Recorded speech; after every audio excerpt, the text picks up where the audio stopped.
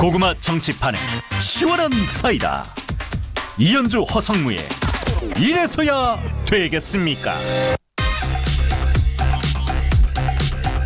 네, 특히나 오늘 할 말이 많을 것 같은 두 분 모셨습니다. 이현주 전 국회의원 그리고 허성무 전 창원시장 나오셨습니다. 안녕하십니까? 네, 안녕하세요. 네, 반갑습니다. 자, 먼저 이현주 의원은 주말부터 그리고 오늘까지 굉장히 바빴을 것 같습니다. 예, 주말에 부산 가서 이준석 국민의힘 전 대표와 토크 콘서트를 열었는데 오늘 부산에서 그럼 바로 오신 겁니까? 아, 네네. 네. 네. 뭐 다시 또 올라갔다 내려갔다. 그렇죠. 거리가 하기가 애매한데 그래서요. 네. 부산에서 바로 오셨는데 이때 네. 두 분도 주목을 많이 받았고 인요한 혁신위원장도 주목을 많이 받았는데 예고 없이 이제 참석해서 객석에 앉아 있지 않았습니까? 그러니까요. 분위기가 참 이상했을 것 같다. 예, 네, 저는 그런 느낌 그러니까 받았거든요. 저희는 그 전에 혁신위에서 그 말이 나왔다가 이거 이제 그 사람들 그러니까 우리 그 행사인데 거기에 불쑥하는 것은 예의가 아니다. 이래가지고 다들 말렸고 그래서 안 가는 거로 알고 있었거든요. 안 오시는 걸로. 그런데 그 갑자기 그날 아침에 가게 됐다 이러면서 혁신위에서 양해 전화가 왔더라고요. 아, 그래요. 네. 그래서 근데 이제 좀 당황스럽죠. 왜냐면 사실은 그게 이제 행사의 원래 취지는 저희 입장에서 지지자들이나 관심 있는 분들한테 우리가 생각하는 정치 혁신은 뭐고 그다음에 또 부산에 왔으니까 부산의 어떤 발전 비전이라든가 예. 그다음에 정책적인 대안들 윤석열 정권에 대해서 비판도 하면서 이제 우리가 좀 차분하게 대안도 좀 얘기하자. 이래서 정책적인 대안도 굉장히 많이 준비를 했거든요. 예, 물론 저희가 이 얘기는 뒤에 조금 더 깊게 들어가서 그렇죠. 나눠볼 그런데 예정입니다. 예. 그렇게 불쑥 오시는 바람에 네. 이게 행사가 완전히 혁신위에서 이준석 대표를 이렇게 설득하고자 이제 내려왔고 그래서 이 대표가 이제 말하자면 마치 이제 이렇게 굉장히 냉랭하게 대한 이런 구도가 딱 잡히면서 사실 약간 좀 그거 하죠. 왜냐하면 이제 좀 사실은 이렇게 예의는 아니죠, 그죠? 근데 뭐 어쩌겠어요. 그렇다고 또 오신 분을 문전박대할 수도 없어서 어쨌든 앞에 그러니까 자리는 마련해드리고 그 대신에 마이크는 안 주겠다. 네네. 네, 그렇게 된 거죠. 뉘앙스를 잘 전달하기 위해서 영어를 사용했다. 이준석 전 대표가 이렇게 인터뷰도 했던데요. 나와서. 네. 그리고 이현주 전 의원도 아마 인요한 혁신위원장이 누군지 모르는 사람들을 봤을 때는 야, 이현주 전 의원 저 사람도 영어 진짜 잘하네 이런 평가 많았을 것 같아요. 저희 제작진이 그러더라고요. 네. 아니 그렇게 영어로 막 두 분이서 하시는 바람에 제가 이제 마무리를 빨리 하고 네, 이제 네. 본 토론으로 가야 되잖아요. 그래서 그 마무리를 해야 되니까 이제 마무리를 하는데 자연스럽게 그냥 그 분위기에서 그렇게 영어로 마무리한 거죠.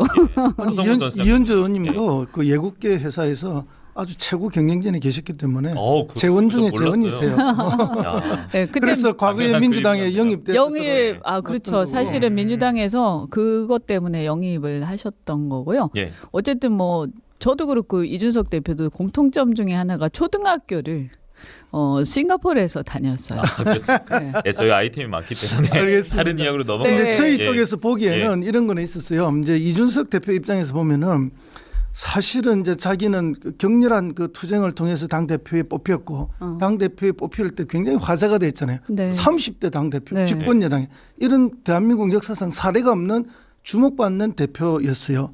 그렇기 때문에 김기현 대표도 자기의 급에 맞지 않다고 생각해요. 그는 대통령실이 만들어준 대표이기 때문에 그런 판단을 하고 있을 텐데 거기서 임명한 혁신위원장 인요한이 나를 만나러 왔다. 아하. 이건 뭐 아예 상대할 급이 안 그렇군요. 맞는 거죠. 예. 이제 그런 느낌을 뭐 저희들 다 느낄 수 있는 거예요. 네. 그러니까 이준석 대표 입장에서는 대통령이 직접 찾아와서 만나면 만나줄 거예요. 야. 그걸 제외하고는 그런데 혁신위원장이 와가지고 이거 말이 안 된다. 격이 안 맞다. 예.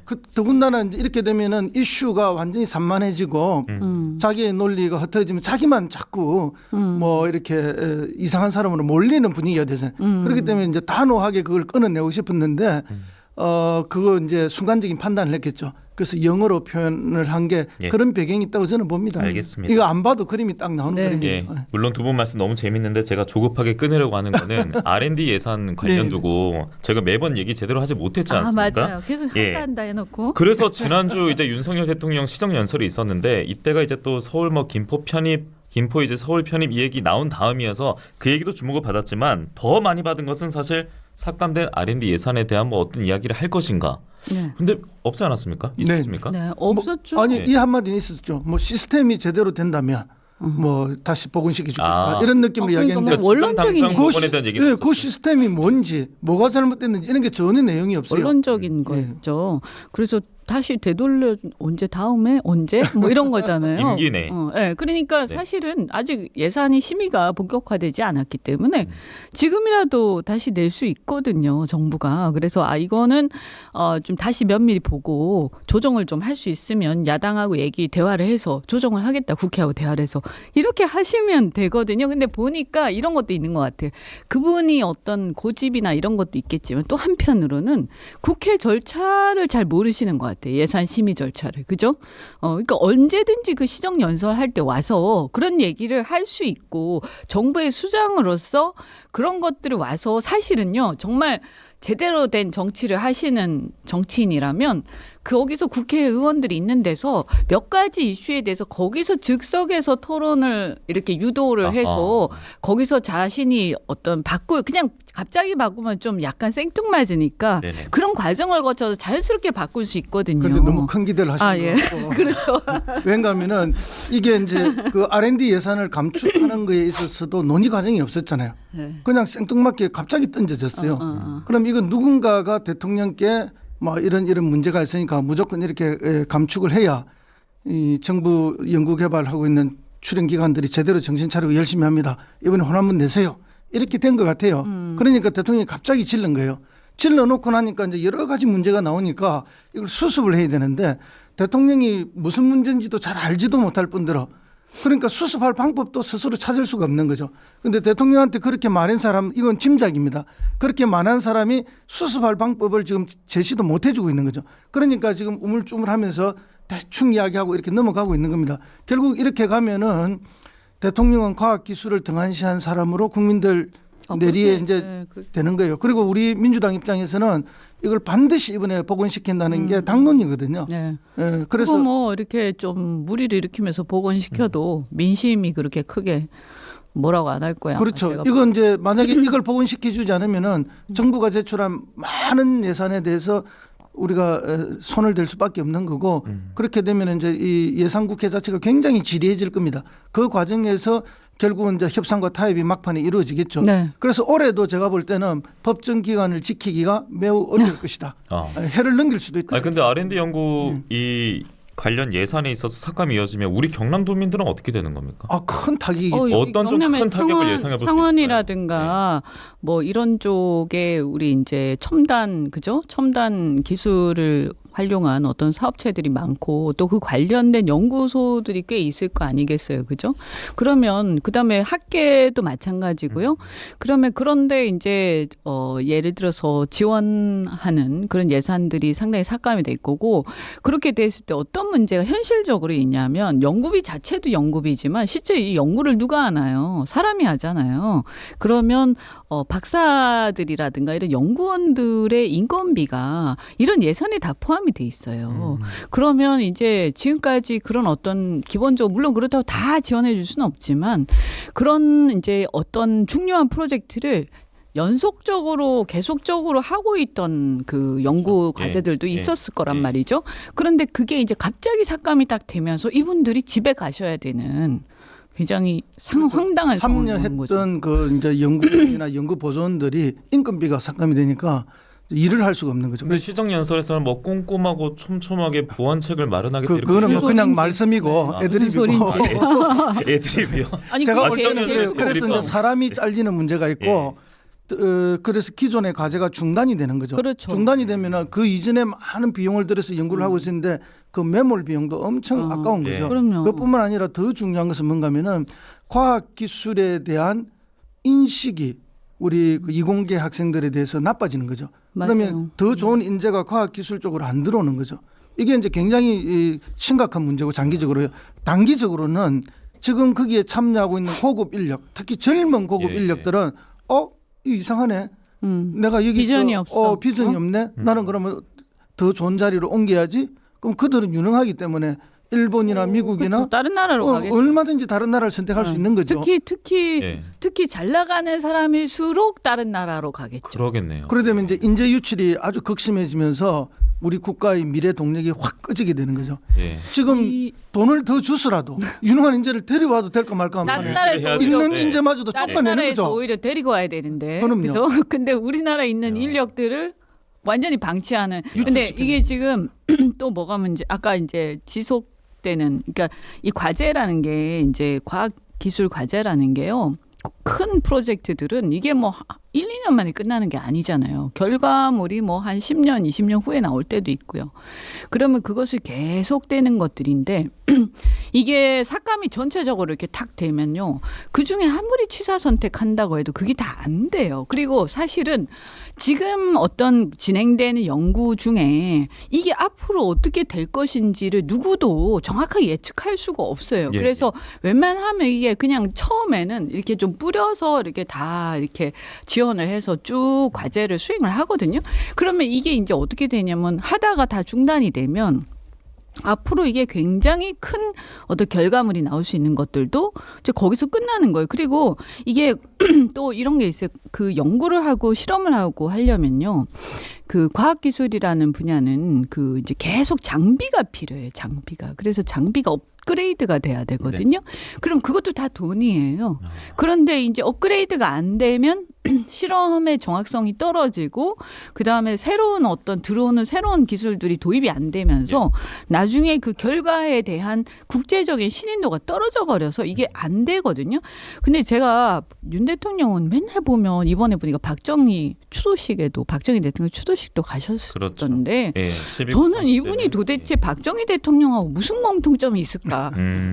좀 권위적인 걸 빼고는 예, 예. 전혀 내용상 공통점이 없으시고 특히 박 대통령 같은 경우는 우리가 잘 일화를 잘 아시지만 그 과학기술 발전을 위해서 전 세계에서 인재들을 계속 그 탐색을 해서 모셔오고 심지어는 대통령께서 직접 나서가지고 개개인의 과학자들을 만나서 설득하기도 하고 그 물리학자 핵물리학자 이휘소 박사 그 무궁화꽃이 피었습니다. 물론 그건 소설이긴 하지만 그래도 그것도 실제 있었던 인물 아닙니까? 그런 그런데 경우도 그렇거든요. 그런 경우도 있지만 이제 심지어 전두환 대통령 때도 예. 이공계 국비 유학생을 위한 장학금 제도를 만들어서 100명씩 내보내고 또 이미 가 있는 사람들 중에서 우수한 자 선발해서 그렇게 했습니다. 예. 이제 그럴 정도로 과학기술에 대해서 높이 우리가 주목을 했는데 너무 어처구니 없는 지금 행정을 하고 있다는 말씀드리고 조금만 좀 지역 이야기를 조금만 더 할게요.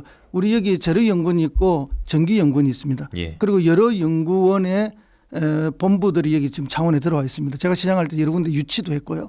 이런 데 예산이 지금 16.6%를 하지만 사실상 한 30% 정도 깎이는 것으로 저희들이 판단하고 있는데 그렇게 되면은 각 연구원마다 기본 몇십억씩 돈이 없어집니다. 그러면 지역 경제에도 그게 큰 타격이 와요. 그래서 이 말씀을 내일 국회 가서 네네. 직접 또 하신다고 하는데 예. 제가 이제 지방 교부세도 그렇고 지금 우려될 거리들이 너무 많지 않습니까? 많죠. 지방 교부세는 예, 조금 이따 입장에서. 말씀을 드리고요. 예, 예. 내일 제가 이제 국회에 가서 그 정부 출연 연구소에 그 노조원들을 만나는데 이 노조원들이 다 박사들이에요. 이분들하고 이제 정책 토론회도 하고 그분들이 국회와 민주당의 요구서 전달도 하고 또 그 내용에 대해서 기자회견도 하고 이럴 과정을 가지고 있고요. 한번 이제 더 주의를 촉구하는 거죠. 또 민주당이 좀 더 강력하게 R&D 예산 복구를 위해서 나서달라 그런 이야기인데요. 사실은 이제 이거는 뭐 R&D 예산 5조 이상 삭감되는 거고 더 큰 문제는 정부에서 각 지방자치단체에 주던 교부세가 지금 다 그렇죠. 줄어듭니다. 이게 지금 올해 벌써 걱정입니다. 줄었습니다. 예. 보통 교부세가 창원시만 해도 한 1,000억 정도 줄어요.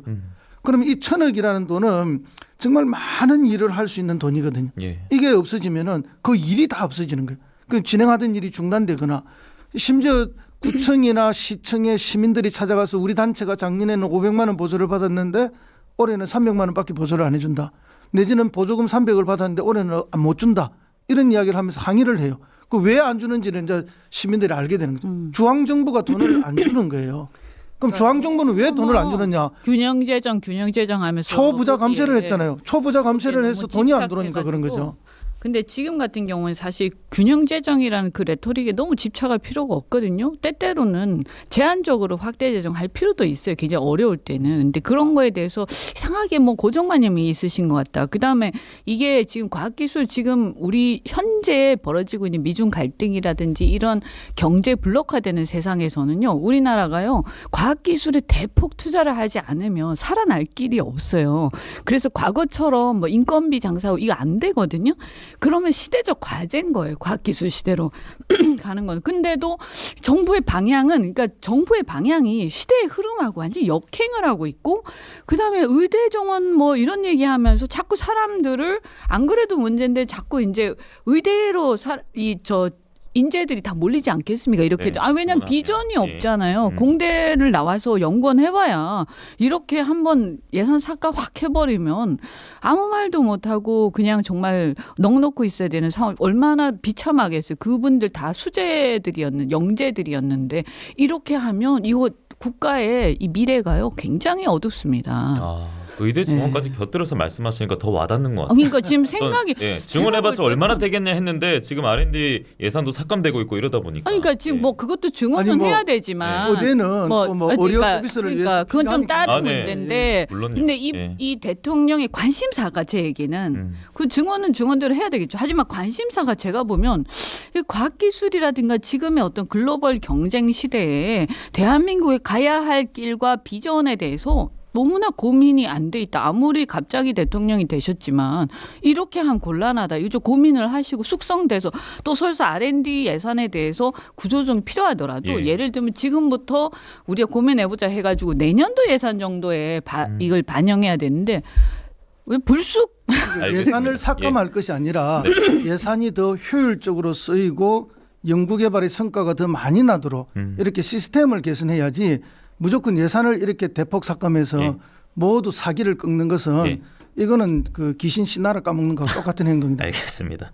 저희가 이제 두 분과 이제 얘기를 하고 있는데 전하는 말씀 듣고 와서 이야기 이어갈 거거든요. 그때는 이제 당장 1년 전만 하더라도 부울경 메가시티 했는데 지금 서울 메가시티 얘기가 나오고 있고 말로 지방시대를 외치지 않겠다고 했는데 지금 이제 또 수도권이 더 강력해지는 메가서울 이야기 나오고 있으니까 관련 얘기 이후에 나눠보겠습니다.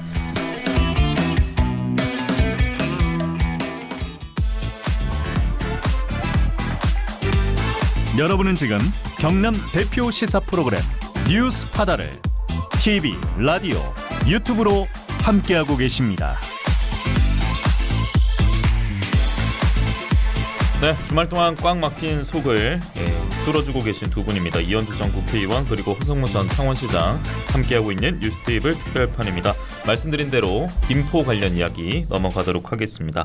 국민의힘이 김포시를 서울특별시로 편입하는 방안을 당론으로 추진하면서 지난주 내내 뜨거웠습니다. 수도권 주민 편입 개선 특위를 구성했고 5선 이 부산의 조경태 의원이 선임이 됐습니다. 자, 그리고 오세훈 서울시장과 김병수 김포시장이 오늘 만난다 이야기는 또 주말 내내 이어지기도 했습니다. 여러 의견들이 나오고 있는 것 같은데 어떻게 보셨는지 먼저 허성무 전 시장부터 듣겠습니다. 이 서울이 메가시티가 아니라서 문제가 많나요? 이미 메가죠. 전 세계적으로도 가장 강력한 메가시티 중에 하나입니다. 그리고 이미 서울을 중심으로 해서 수도권 전체가 메가시티화 다 되어 있는 겁니다. 그거를 단순히 행정구역을 어디로 편입시키느냐를 가지고 지금 사실 장난을 하고 있다. 저는 그렇게 봐요. 장난이요? 그렇죠. 이건 완전 장난이고요. 사실은 김포의 시민들을 잘 살게 해주고 편리하게 해주려면은 서울 가면 5호선이라는 지하철이 있습니다.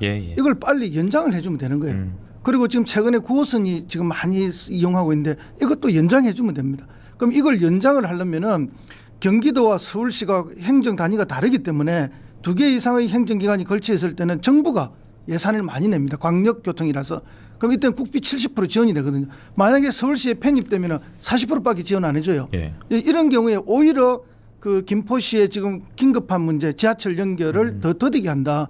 그런 면에서 문제가 더 많은데도 불구하고 갑작스럽게 이걸 던져서 그렇게 하면 마치 모든 게 해결이 되고 자산 가치가 올라갈 것처럼 해서 주민들을 이렇게 유혹하고 있는 거죠. 한마디로 말해서 이거는 정말 선거를 앞두고 국가의 망조가 된 그런 정책이다. 저는 그렇게 봅니다. 김포 구민이 되면은 얻지 못할 혜택이 더 많은데 서울 시민 해줄게 약간 이런 식으로 장난치고 있다라고. 그것도요. 솔직하게 껴놓고 이야기하면 이렇습니다. 제가 예를 하나 들게요. 우리 경남에 눈이 옵니다. 그러면 창원에 눈이 오고 진주에 눈이 와서 눈을 안 치우면은 시민들이 창원시장이나 진주시장한테 전화를 해서 항의를 합니다. 경남지사한테 항의 안 해요. 왜냐? 창원시장과 진주시장의 권한이 크기 때문에. 그런데 부산시에 눈이 오면은 누구한테 전화를 하냐? 연제구청장, 북구청장한테 전화 안 해요. 부산시장한테 전화를 해서 항의를 합니다. 그러면 광역시의 행정은 시의 모든 권한이 집중이 돼 있어요. 그런데 광역도의 행정은 자치시의 군의 행정이 많이 위험돼 있습니다. 김포시가 이렇게 들어가 버리면은 오히려 김포 시민의 권리가 또는 자치권이 오히려 훼손당하고 자치재정권도 훼손당해요. 이제 그런 걸 잘 모르는 김포시장이 지금 인기 영합적으로 이걸 한 거예요. 제가 볼 때 김포 시민들이 김포시장 탄핵해야 됩니다. 이거. 소환운동 벌려야 돼요. 김포시장도 같은 국민의힘 소속이죠. 그렇죠. 뭐 당을 떠나서 아니 뭐 그래서 저는 뭔가 의견이 더 잘 맞아 떨어지는 김포시장은 뭐 이런 얘기 할 수도 있겠다. 다만 김포 시민들은 아마 의견이 많이 갈릴 거예요. 왜냐하면 정확하게 또 모르는 부분들도 있고. 그런데 뭐 어떻든 간에 본인이 여러 가지 감수하고 주장하겠다면 주장할 수도 있죠. 그런데 문제는 뭐냐면 이런 주장을 서울시라든가 혹은 이제 국민의힘, 그러니까 지금 집권 여당이잖아요. 정권을 갖고 있는 집권 여당. 그 대한민국 전체를 책임지고 있는 건데 이 집권 여당에서 이런 어떤 한 시의 문제를 가지고 자꾸 얘기를 하면서 여러 가지 부작용을 일으키고 있어서 매우 무책임하고요. 이거는요 사실은 굉장히 제가 볼 때는 수준 낮은 떴다방 정치예요. 아니 이거 어떻게 해서 그러니까 저는 굉장히 실망스러운 게 우리나라의 보수 세력이 왜 이렇게까지 수준이 낮아졌지? 이런 코미디 같은 짓을 하지. 왜냐하면 이게요 일단 되지 않습니다. 제가 그 광명에서 국회의원을 2번 했어요. 그런데 이미 한 20-30년 전부터 광명에는 그런 얘기가 나왔었는데요. 안 됐어요. 왜 안 됐냐? 이런 걸 한번 하려면 국가 전체 행정체계 개편하면 몰라도 어떤 한 지역의 민원을 들어주기 위해서 그렇게 되지가 않는 게 서울시, 경기도, 김포시 또 주변 다른 자치시들 다 동의를 해야 되거든요. 근데 이게 될 수가 없습니다. 다 해줘야죠. 만약에 이렇게 다 서울로 가면요. 경기도는 무슨 어디 이렇게 뭐 찌꺼기 나면 무슨 넉마처럼 되는데 이게 말이 됩니까? 그리고 이런 무책임한 얘기를 하면 안 되죠. 그리고 이게 또 바람직하지도 않아요. 수도권 사정을 보면 김포시는 또 어떤 면에서는 약간 인천시에 붙어 있어요. 지리적으로. 그러니까 더 가까운 지역들이 많은데 그렇다고 해서 이게 예를 들면 서울시 김포구가 되면 모든 게 해결이 되냐. 죄송한 얘기인데 제가 볼 때는 지금 서울의 다른 낙후된 구에 대한 문제 이걸 어떻게 좀 발전시킬 건가를 고민할 일이지 또 하나의 어떤 구를 넣어서 외곽에 저 멀리 떨어져 있는 그래도 인천에 가까운 구를 하나 편입시킨다 한들 지금 김포시는 지금 현재는 그래도 그 안에 여러 가지 세수나 이런 것들은 자치적으로 많이 재량을 갖고 있는데 이렇게 되면 서울이 모든 걸 주관해서 결정하는데 이제 종속이 되게 돼요. 아까 말씀하셨지만 이거 나중에 굉장히 후회할 거고요. 더군다나 제가 볼 때 이게 지금 우리나라의 미래 비전에 맞냐. 사실은 아까 메가시티 말씀하셨지만 메가시티라는 것은 이 지방이 잘 발전이 안 되니까 핵을 만들어서 지방을 좀 이렇게 어떤 도시를 중심으로 좀 더 뚱뚱하게 결합을 시켜가지고 거기에 어떤 집중적인 자원이나 이런 어떤 여러 가지 그 자원이 집중이 되게 하자 이런 건데 지금 너무 서울이 비대하니까. 그러면 원래는 그 부울경 메가시티에 그게 맞는 거 아니에요? 그렇죠. 그건 맞죠. 왜냐하면 서울하고 떨어져 있는 그죠? 반대편에 있는. 그렇죠. 그래서 어떤 하나의 그 도심을 만들어서 이것을 도시를 그렇게 좀 발전을 시키자. 집중을 시키면서. 그런데 거기에 굉장히 전제가 하나가 있어요. 그때 연합하는 여러 지자체가 있는데 그 지자체의 법적 지위, 자치권 다 인정하면서 그 위에 연합체를 만드는 거예요. 지금 이게 김포시를 넣겠다는 것은 그런 메가시티 전략이 아니에요. 이제 김포구가 되는 그런 거죠. 거죠. 완전 땅을 빼들어가겠다 이런 이야기죠. 그러니까 지금 양산이나 김해를 부산시가 흡수해야 된다. 그 얘기가 이 노래를 있어요. 하면서 메가시티 이야기를 또 하는데 이거는 완전히 도둑놈 심보예요. 제가 볼 때는 있을 수 없는 이야기예요.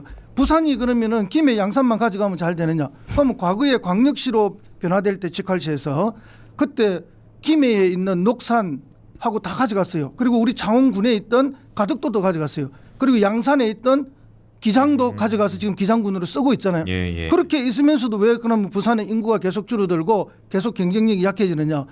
경남 땅만 빼앗아 가면 다 되느냐? 이건 말이 안 되는 이야기군. 이런 이야기를 갖다가 버젓이 조경태 의원하고 이렇게 주장을 하고 있는데 이거야말로 정말 나라를 망치는 그리고 예. 지방자치와 분권이 뭔지도 모르는 그야말로 선거 때 표만 얻으면 그뿐이다 하는 식의 진짜 도둑놈 심보고 진짜 혹세무민이에요. 있을 수 없는 일이라 저는 생각합니다. 그래서 애초에 됐던 부울경 연합을 통해서 메가시티를 만들어야 된다. 이게 이제 법적인 근거가 딱 주어지거든요. 예. 법적 근거가 주어지면은 예산을 지원할 수가 있습니다. 그래서 이게 굉장히 중요했던 거고요. 그때 30몇 조를 지원하겠다는 건데 그 교통망을 만들고 인프라를 깔아서 하나의 도시로 만들고 1시간 생활권을 만들고 그렇게 해서 수도권 어디보다도 더 편리한 지역을 만들어주겠다. 그런 거 아닙니까? 그러니까 그런 큰 발전 계획을 세우고 국가 균형 발전을 만들어 나가야 하는데 집권을 하고 있는 여당이 그런 거에 대한 어떠한 비전도 없이 그냥 불쑥 이렇게가 되는 게 제가 아니죠. 보면서 아까 R&D 문제도 네. 제가 언급했잖아요. 이분들이 과연 집권할 만한 역량이나 자질이 지금 되는 거냐. 같은 당에 있지만 정말 이 주류 세력들의 실력이 정말 심각하다. 네. 정말 국민들한테 죄송하다는 생각이 들고요. 이게 그리고요. 그러면 예를 들어서 그렇게 편입되면 그 지역은 더 잘 되냐 하는 또 문제가 있어요. 실제 그렇지가 않거든요. 예. 예를 들면 집값도요. 이제는 전국이 하나의 생활권이 돼가지고요. 집값을 결정하는 건 뭐냐 하면 그 지역의 인프라예요. 뭐 그 지역의 교통이라든지 그 지역의 생활 수준이라든지 거주 여건이라든지 이런 또 교육이란 이런 게 중요한 것이지. 예를 들면 세종시 같은 경우에도 그게 지방에 있지만 인프라가 많이 갖추어지면서 상당히 올라가는 거 아닙니까? 그런 것처럼 똑같은 경기도라도 예컨대 이런 거예요. 광명하고 서울시 그 인근에 다른 서울시 구가 있어요. 그럼 이런 도시들하고 거주 여건이 이 신도시가 더 낮기 때문에 집값이 더 비쌉니다. 이거 분당이 그렇죠. 분당도 그렇고요. 그러니까 중요한 건 인프라지. 그럼 인프라 투자나 해라. 그래서 서울 안에 들어가면 오히려 외곽의 어떤 그게 돼서 이 세수라든가 여러 가지들에 대한 재량이 굉장히 줄어들면서 굉장히 서울시의 다른 사업에 쓰일 가능성이 굉장히 많다. 그리고 또 하나는 이게 집값을 자꾸 부추기는 거 이런 식으로 선거 전에 정말 말도 안 되는 얘기를 자꾸 하는 거 이런 포퓰리즘 아닙니까? 거기다 굉장히 안 좋은 포퓰리즘이죠. 이것은. 예. 그러면 이런 포퓰리즘을 정말 경계하는 것이야말로 사실은 원래 국민들이 이해할 때는 보수의 가치였어요. 그런데 이 보수의 가치를 주장을 하는 게 아니라 지금 거꾸로 아니 정말 이거는 이거 왜 이렇게 해야 되는 거지? 그러니까 저는 이분들 보수도 아닌 것 같고 그런데 그 도대체 이유는 분명해요.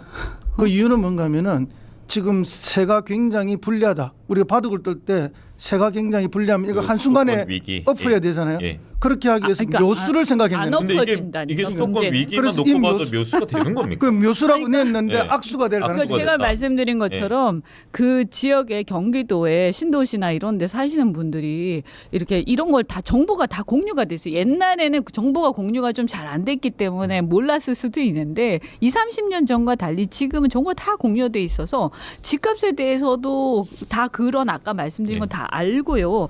그래서 사람들이 이게 안 된다는 것도 알아요. 왜냐하면 지도를 보시면 말도 안 되는 얘기라는 걸 알 수 있는데 네. 이거를 보면서 사람들이 이렇게 볼 겁니다. 아마 그래도 좀 생각 있는 분들은 정말 무책임하다. 그리고 너무 국민들을 우습게 본다. 그래서 제가 볼 때 이거 아마 이 역풍 불 거예요. 좀 시간이 지날수록. 오히려 역풍이 불 거다. 저는 그럴 네. 거라고. 제가 김해 씨 이야기만 잠시 한 말씀씩 드리면, 듣겠습니다. 김해는 인구 50만이 넘어요. 그럼 우리나라 행정체계에서 대도시로 분류가 돼요.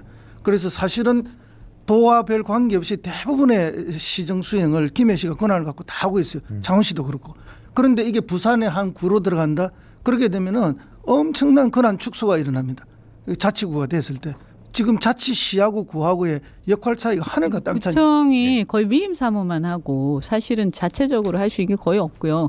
그다음에 이제 저는 뭐 민주당 정권일 때도 보면 혁신도시다 뭐다 해갖고 어떤 인위적으로 어떤 도시를 만들거나 또는 지금 얘기하는 것처럼 또 국민의힘이 주장하는 것처럼 이렇게 그 행정을 갖다가 인위적으로 막 재편하면 뭐가 그러니까 권력이 있는 사람들이 어떻게 하면 그게 될 거라고 생각하는 것 자체가 그냥 시대착오적이에요. 그래서 이제는요 중요한 거는 사람들이 자연스럽게 모여들게끔 그 지역의 인프라 구축이 이제 공공이 해줘야 될 일이고요.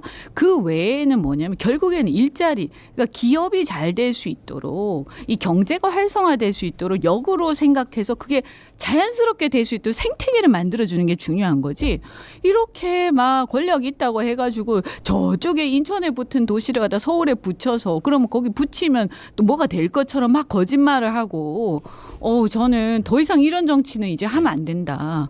그런 생각이 듭니다. 참 이런 분위기 속에 지금 우리 지역만 놓고 보면은 양산 김해가 또 뭐 부산으로 뭐 편입해야 된다 이런 얘기까지 또 여당 의원 입에 나오고 있고. 그것도 네, 다 그- 마찬가지예요. 예. 사실. 있을 수 없는 이야기고요. 그 오히려 그 도시 양산이나 예. 김해의 그 발전을 완전 그 옥죄는 목을 쪼는 그런 처사가 됩니다. 그래서 저는 거듭 주장하지만 지금 정부 여당의 이런 태도는 예. 뭐 아주 구체적으로 검토된 바도 없고 공론화가 된 바도 없는 것을 선거를 앞두고 불쑥 던지는 것은 그야말로 이 세불리함을 뒤집기 위한 역전을 위한 그냥 묘수로 찾은 거에 불과하다. 포퓰리즘이다. 예, 묘수는 악수가 됩니다. 제가 서울도 서울 경기도 또 뭐 부산 같은 부산 이렇게 다 살아봤지만 네.